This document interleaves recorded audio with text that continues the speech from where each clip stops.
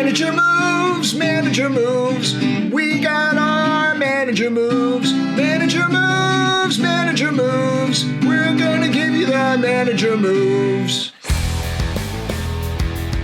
Hey everybody, I'm your host Brendan. Welcome to Manager Moves with Major League Baseball. I am your SwingBadder of, you guessed it, we're talking baseball because baseball's over, but it's not really over. And now all the moves happen for you, for your team, for the future.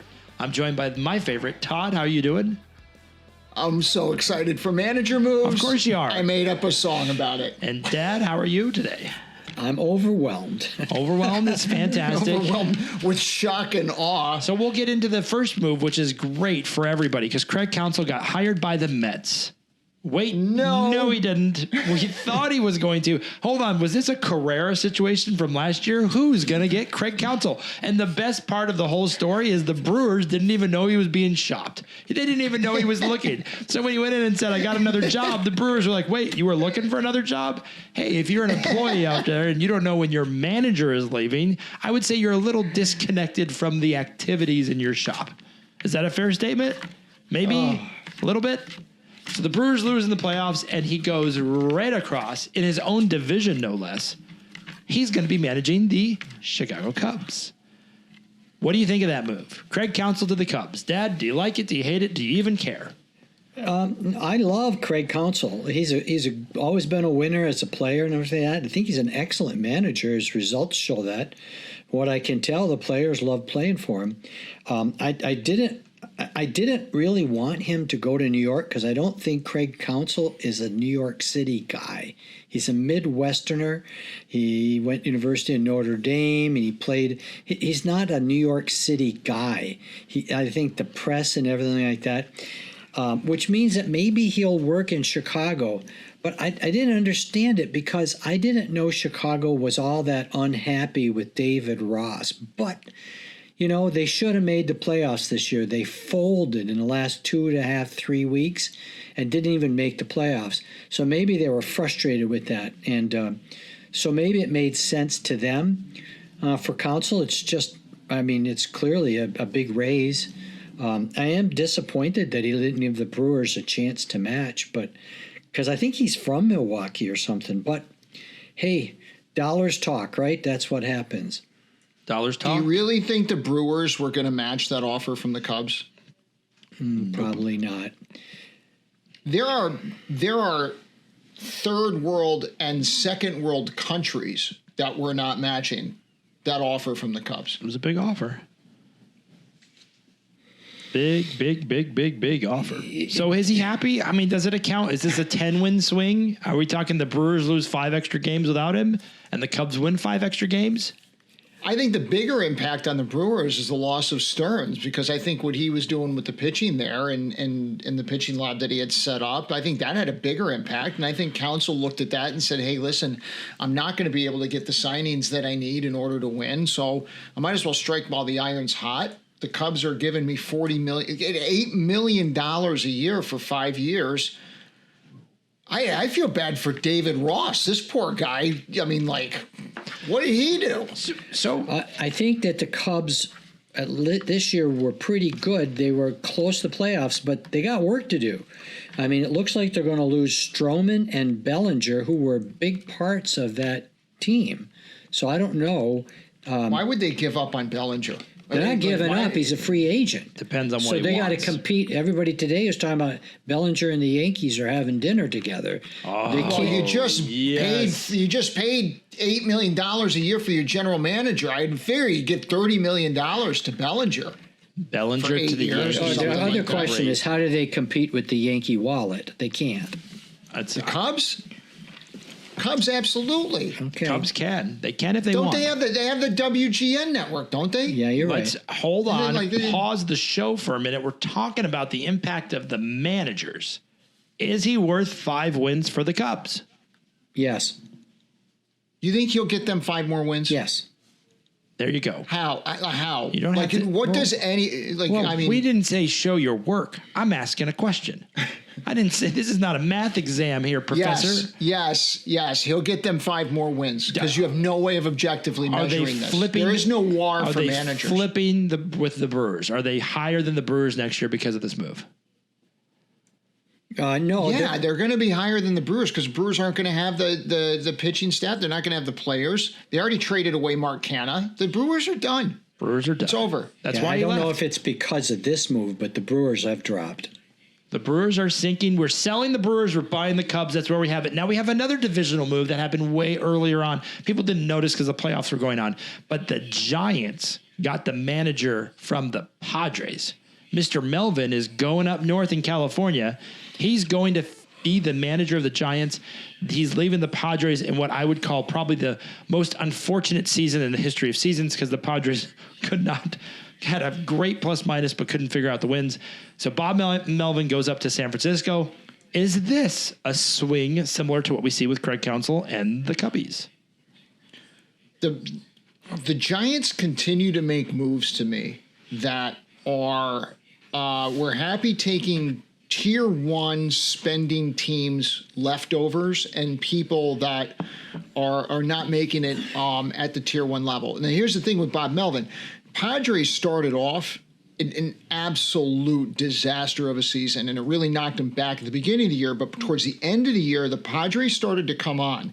And if they had any sort of a decent start at the beginning of the year, they actually would have made the playoffs and probably could have made a really decent run. So I think the move for the Giants in picking up Bob Melvin, if you give credit to Bob Melvin for what the Padres did at the end of the year, actually pretty good.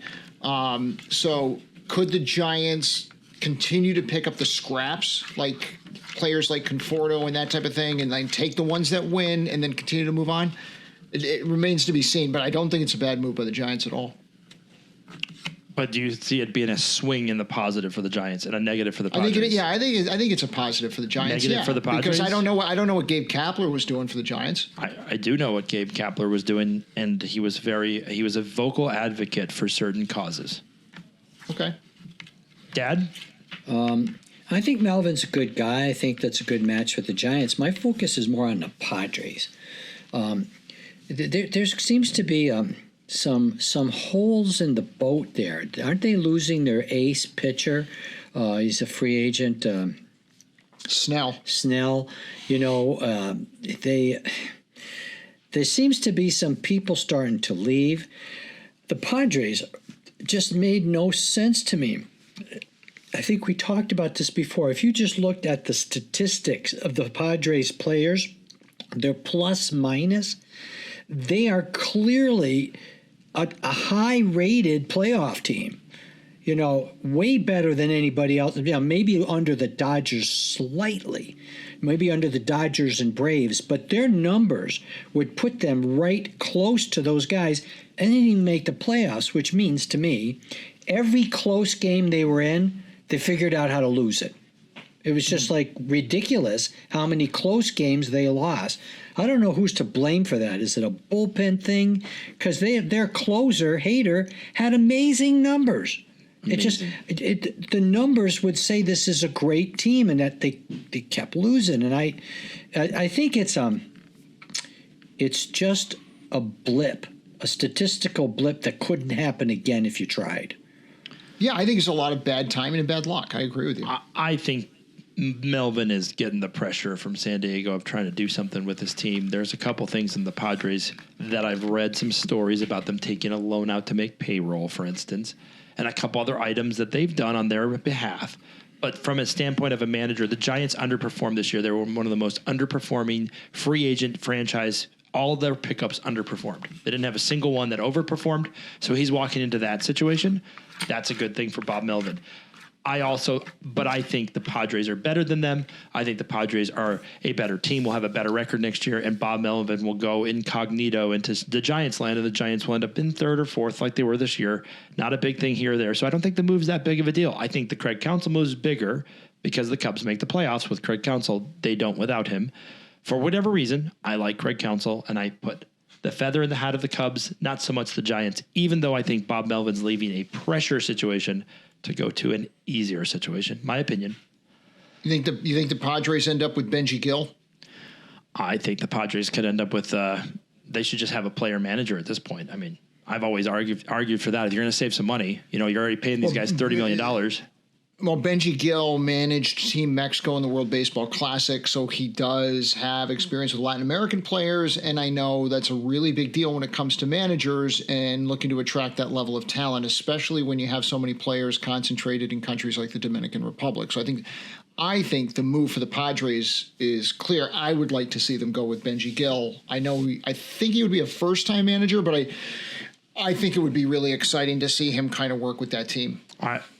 It'll be interesting to see how much they pay the person. Then you'll see what financial situation they were in San Diego. That'll be a big thing to see. Yeah. Another move before we get to your Mets, Todd. Yeah. Speaking of regurgitating, I was about to say Mets, and it almost just all came up because the Mets continue to make moves that make no sense other than it looks like a hedge fund manager is managing the Mets. We'll tell you why in a second. Before we do, the Cleveland Guardians had a retirement in managers. They are then picked up a catcher, Mr. Voigt, is now their new manager. I know Terry was fantastic for them. He came over from Boston, went over to Cleveland. I thought he was a pretty good manager. I thought Cleveland underperformed this year as a team. Everybody was itching to get this catcher into a manager position with Ross being available, which I don't think Cleveland thought he was going to be available. That's why they went and got him when they did. So I think that kind of is an interesting carrot, if you will. Thoughts on Mr. Voigt going to be the manager of Cleveland? Is that a positive or a negative? Couldn't hurt. You thought Terry was on his way out, just kind of penciled that in? Well, what difference is it going to? I don't know if it's going to make a difference. I mean, Francona did a great job. Cleveland's a team that it disappointed hugely this year.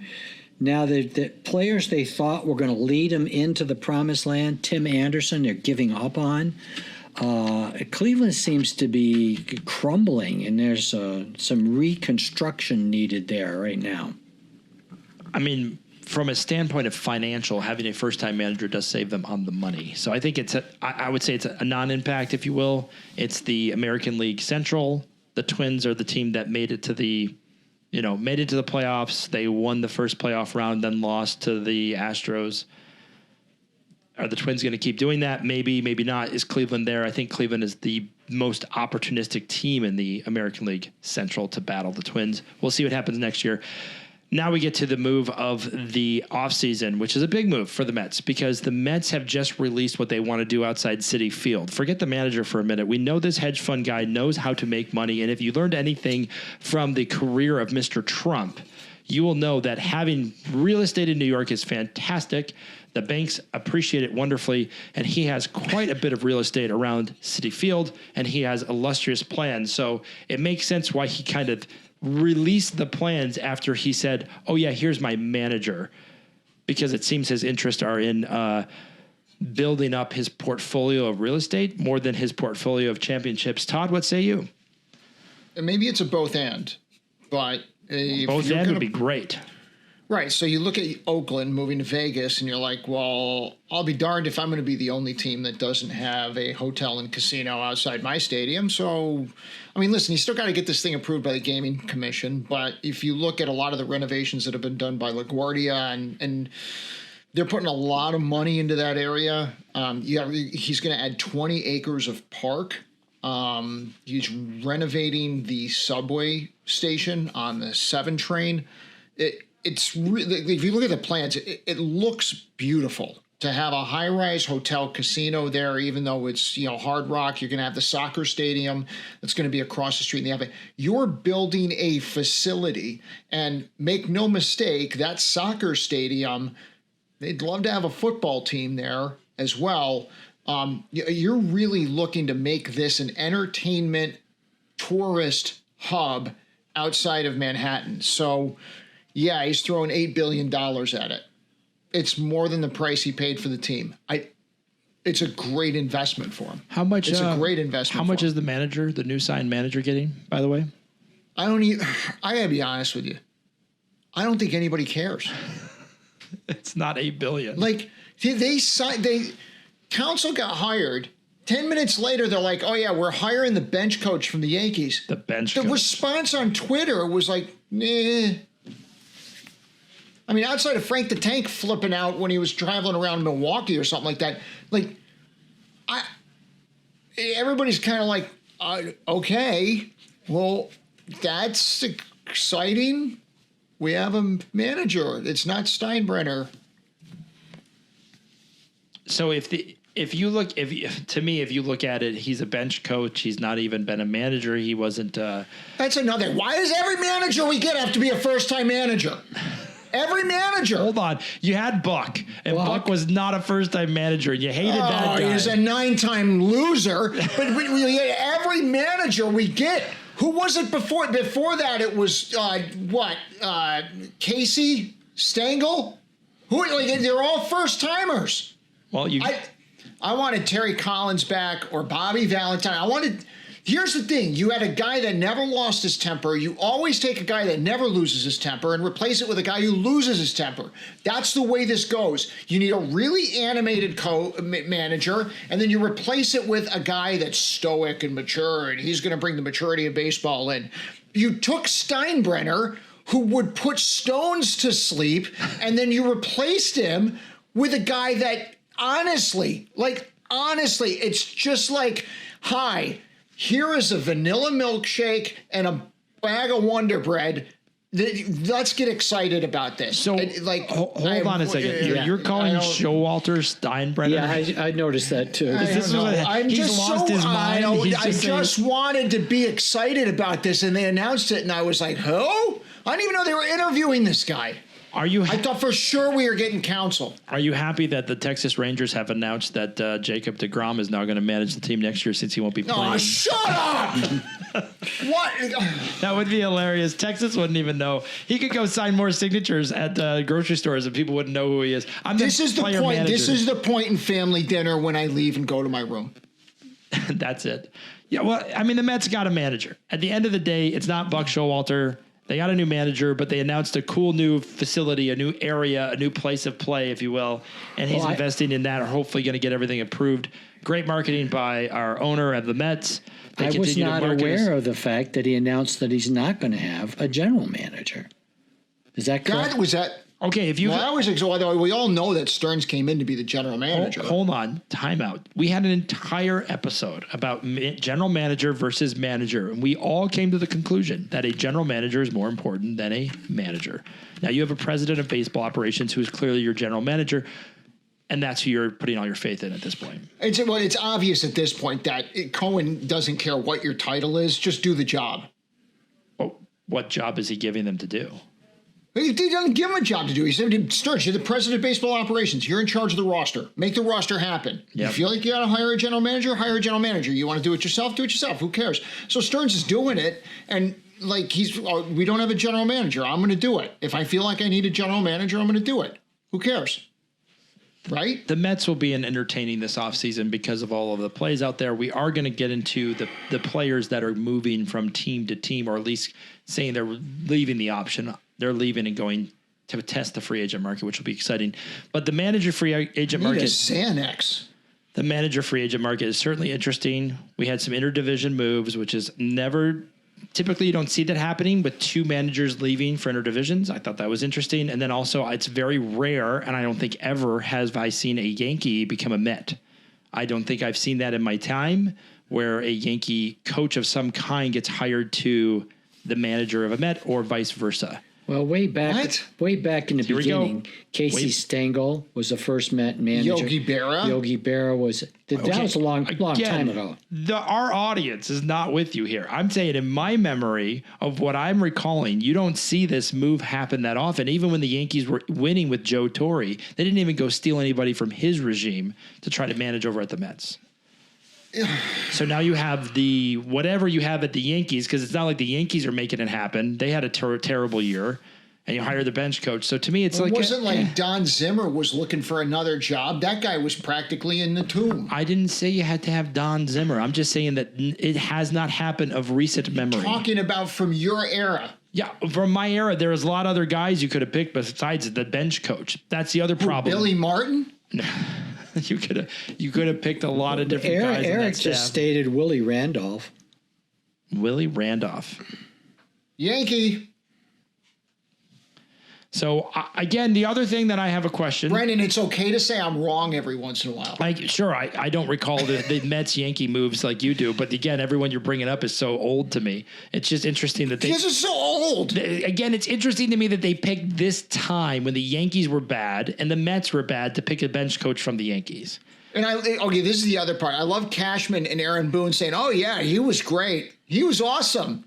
That's like you getting a referral from the job that you're leaving, or like the landlord that you just left to the new landlord of the new job. Of course, I'm going to write your recommendation. I want you out. Guy was sleeping in the locker room, what have you. What will be interesting to me is which announcer, which color commentator on any of the MLB networks, the ESPN network goes and decides to pick up a manager, because it seems like Showalter is the only guy that will now be on ESPN again. So good fortunes for you, baseball fans. You get to listen to Buck again and analyze the game of baseball. Oh, I'm saying no. What, you got breaking news for me? He's going to go to the Angels. Oh, dear Lord. He is advocating hard to go to the Angels. He wants to go to the Angels. And I can't think of a better matchup in all of baseball than Buck Showalter and his little black book going to the Angels. Unbelievable. The Angels, please do it. Make it happen. We thought in our Angels episode, I think talked about just hiring Buck so you can turn the ship around, because Buck will crash it. So you have no choice but to turn it around. And Buck would be a good pick. Well, that's our manager moves. Don't forget to subscribe. Don't forget to like. Leave some comments if you disagree or agree. Clearly, the managers are going to make an epic turnaround. We see the Cubs being the biggest winner this offseason because we like Craig Counsell. And Todd, if you would not mind closing us out with our favorite tune. Manager moves, manager moves. We all love the manager moves. Don't forget to hit snooze in the morning, folks. I am your host, Brendan. Thanks for listening. Thanks, Dad. Thanks, Todd.